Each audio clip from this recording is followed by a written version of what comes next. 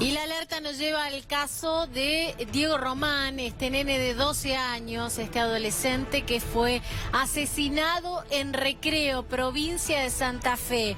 Hoy la información da cuenta que como resultado de la autopsia se sabe que Diego fue torturado antes de quitarle la vida. La verdad es que los detalles que han trascendido de la autopsia son escabrosos, son realmente increíbles. Estamos con Rubén Martín, que es perito y que siempre nos ayuda a tratar de entender por qué suceden estas cosas, ¿no, Rubén? Gracias por estar buen día. No, ustedes por invitarme. Ahora, Rubén, ¿cómo puede haber tanto ensañamiento? Presuntamente le habrían amputado el pene vivo. Digamos, primero entendamos el fenómeno que estamos en presencia. No creo que esto se trate de un homicidio intrafamiliar. No, tampoco. No. Descartado. Descartado. De lleno. ¿Por qué? Perdón. Esencialmente, primero porque si nos basáramos en la psiquiatría forense, por ejemplo, en la definición de índices de maldad que da el doctor Stone, ¿sí?, en Estados Unidos, esto está en el grado superlativo, grado 22, por el nivel de ensañamiento.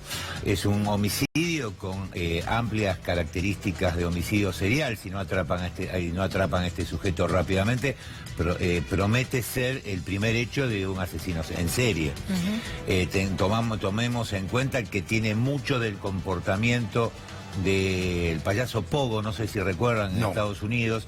En la década del 70 se llamaba John Wayne Gacy y se valía de un disfraz de payaso hacía trucos de magia y los esposaba y los terminaba asesinando. Creo que le habían encontrado cerca de 70 cadáveres enterrados debajo del inmueble donde él vivía. Ahora, el jefe de pericia, si querés, de Santa Fe dice que para él es muy parecido a un crimen narco mexicano. No coincido. Normalmente los crímenes narco son por demás más estridentes que este. Este es un crimen con muchísimo de ritual sexual. Entendamos que hay un fenómeno de amputación, de sección del pene de la criatura. Aparentemente se está haciendo estudios histológicos todavía, pero aparentemente en vida. A eso le sumamos que hay un grado de flagelación, entendiéndose por flagelación heridas del tipo punzocortante. Fíjate que se llegó a pensar que habían intervenido perros. Esto fue descartado, son todas heridas, dice la autopsia. Son todas heridas lacerantes, es decir, por un lado tenés las heridas, lo que sería un navajazo, no una herida punzante. Lo que es desconcertante es que hay heridas punzocortante 30. Tiene muchas connotaciones, si hacemos memoria de otro caso, ya no en Estados Unidos, sino en Argentina, el caso de las 104 puñaladas, el de Carolina Ló. Fíjate que son crímenes de incumbencia sexual, tanto el crimen de Aló había un vínculo estrecho, pero en esto más bien tiene la semblanza de que, primero que fue uno o más, porque hay distintos tipos de arma blanca involucrada.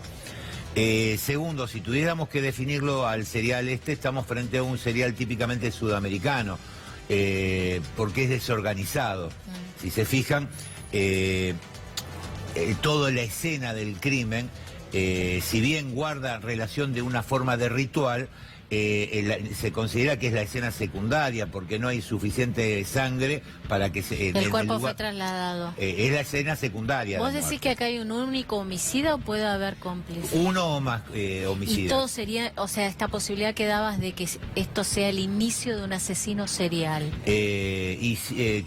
A ver, ¿por qué te digo que si no lo atrapan se convierte en serial? Porque como todo malhechor, como todo delincuente, una vez que toma la acción delictiva y no se ve coartada de alguna forma por las fuerzas de la ley, continúa perfeccionando el hecho.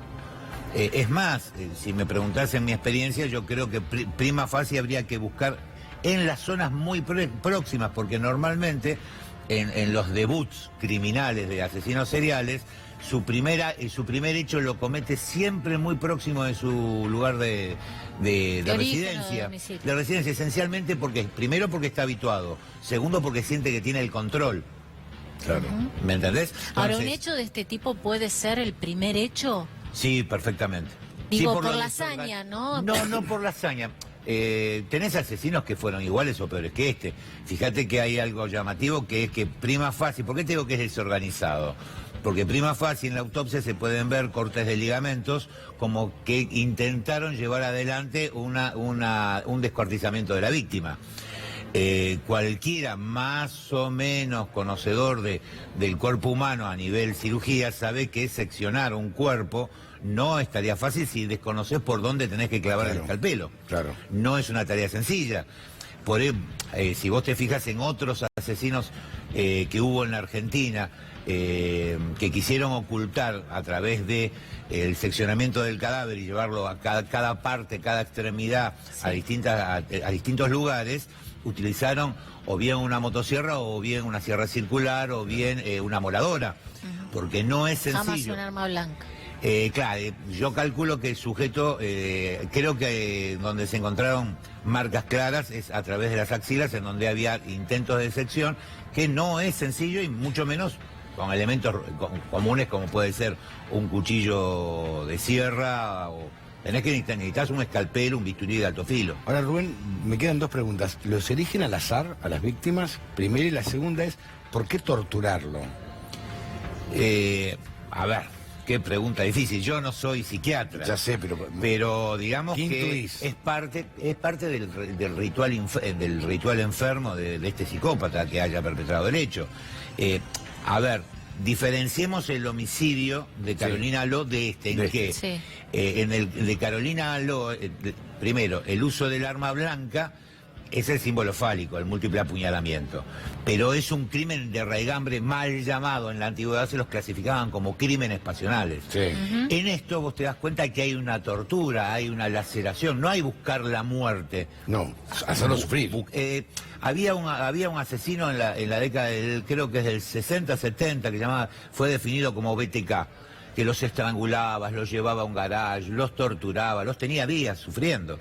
O sea, ahí es donde te habla de la perversidad, por eso se da un índice de maldad. En lo que a conductas criminales se refiere, en Estados Unidos se utiliza en la actualidad para poder pormenorizar y poder determinar a dónde mandás a un sujeto de esto. Claro. Porque, a ver, la opción básica y elemental es suprimirlo. Esto es un sujeto de este nivel de alienación, es imposible que vos puedas pretender, ni siquiera el más humanitario, reincorporarlo a la sociedad. Olvídate, no tiene retorno. No tiene retorno. ¿Por qué? Porque su satisfacción... Piensen simplemente que carece de empatía. Claro.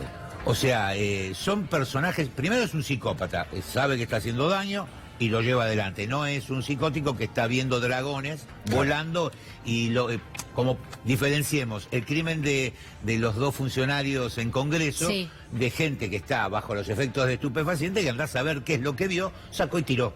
Bien.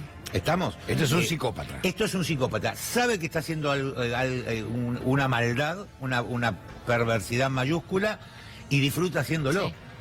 No, además Y lo elige al azar. torturó, mató y luego llevó el cuerpo de un lado a otro. Bueno, porque ahí es donde podés diferenciar el psicópata del psicótico. Claro. El psicópata sabe que es malo y lo que está haciendo tiene pleno uso de su conciencia. El psicótico puede estar discutiendo con Satanás. Claro. ¿Me entendés? O sea, te mira y te dice, yo era un monstruo que se me venía encima. No comprende la gravedad de lo que está perpetrando. Claro. Mientras que al utilizar una escena primaria, derivándolo a una escena secundaria, él sabe que con eso puede despistar a la pesquisa que está atrás de él. Ahora, ¿lo elige al azar? Tenés dos grandes vertientes. Tenés quien estudia a la víctima, la elige dentro de un coto de casa, por así llamarlo, sí, que es su zona de residencia. Por ejemplo, Ted Bundy las elegía a estudiantes universitarias que estuvieran haciendo dedo, en el trayecto donde él elegía un trayecto donde las abordaba. El problema es que estos asesinos seriales, como es un psicópata, tienen un manejo del encanto muy particular. A ver, hay horas de grabación de Ted Bundy, que llevó adelante en su momento su propio juicio, en donde el encanto del sujeto, vos no podés creer. De hecho, se los llama señores cero, porque es uno más. Vos lo tirás en un lugar y pasa desapercibido. Bueno, en este caso había un alto grado de vulnerabilidad por parte del nene. Es más, la hermana cuenta que ella se había ido de la casa y que estaba viviendo en una especie de casucha que había armado con unos cajones a la intemperie. A ver, veamos lo siguiente.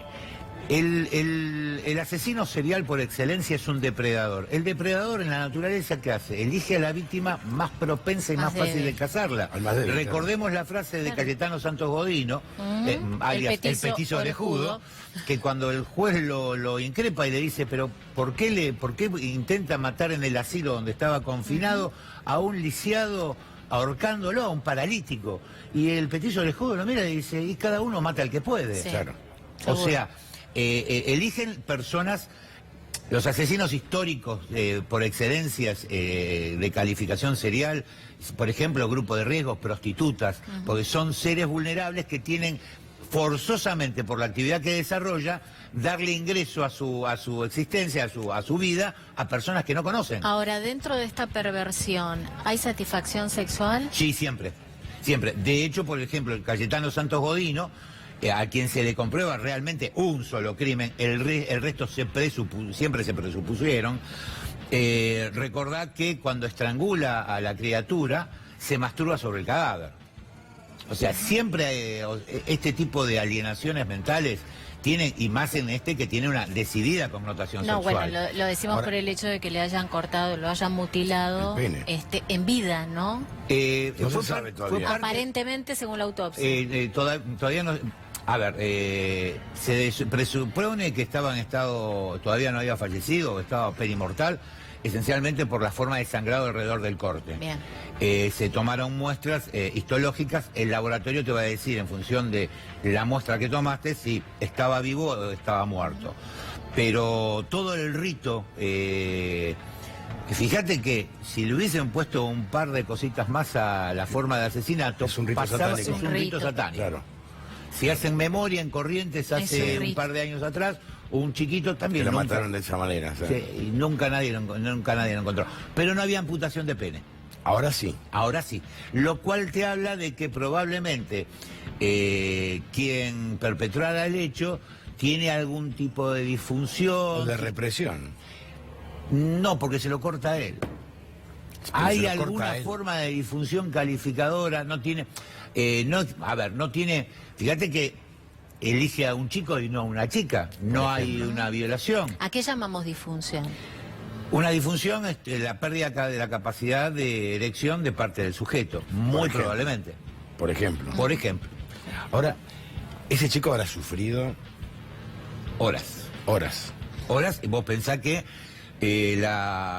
prima facie vos determinás el horario de fallecimiento a ojo de buen cubero a través de temperatura rectal, dado que estaba en intemperie, supongo que habrán pedido la prueba de humor vitrio, que es la que te da con un poco más de precisión. Prima facie, la ventana de fallecimiento eran entre 12 y 24 horas antes de encontrarlo. Es decir, que te deja una ventana de secuestro, de retención del chico de por lo menos 24 horas. O sea que lo tuvo torturando como mínimo 6 horas. Lo tuvo largo por el tipo de... Vos fíjate que las posteriores, ¿por qué se confunden? Vos cuando ingresa el óbito a sala tanatológica, primero es metódica y sistemática la autopsia. Primero va a radiología para ver si hay impactos de proyectiles, pitos y flautas. Se le toman fotografías de todo el cuerpo y radiografías de todo el cuerpo. La primer determinación cuando entra en el cuerpo es la que había sido mordido por alimañas. Claro. No estaba claro por qué, porque hay heridas que las primeras son lacerantes y sobre las lacerantes, las punzantes, es decir, conforman heridas punzocortantes. O sea, lo corta y lo clava. Claro, primero lo tajea como para torturarlo. Claro, para que sufran. Aparte tengo entendido que también hay secuelas en muñecas de haber estado atado. O sea, lo ha hecho sufrir, lo ha retenido, lo ha capturado y lo ha retenido. Y lo ha tenido como, por eso doy como casi con certeza de que se trata de el nacimiento de un asesino serial si no lo agarran pronto. Porque si esta le sale bien, va a volver a cometer el hecho perfeccionándolo un poco más todavía. Ahora, ¿qué indicios en el cuerpo pueden llevar al asesino? Son... es muy difícil de determinar. Yo no... A ver... No, porque en principio se hablaba del núcleo más cercano, de algo intrafamiliar, esto queda descartado, pero digo, teniendo en cuenta que quizás hablemos, y para ponerle un nombre, un lobo solitario que comenzó, como decías vos, con este tipo de rituales, ¿qué indicios pueden llevar al asesino? Esto lo tiene que estudiar profundamente gente que se dedique a manejo conductual de Ese asesino criminales. hoy puede ser un vecino común y corriente. De hecho, muy probablemente está en un radio, por decir un número, no más allá de 10 kilómetros, a la redonda de donde sucedieron los hechos. No creo que haya sido una víctima estudiada, fue una víctima propiciatoria porque el estado de precariedad de la criatura lo hace vulnerable a cualquier psicópata de este calibre. Gracias, Rubén. Gracias, ustedes por Rubén. invitarme. Muy amable. Nos vamos a la Plaza de los Dos Congresos.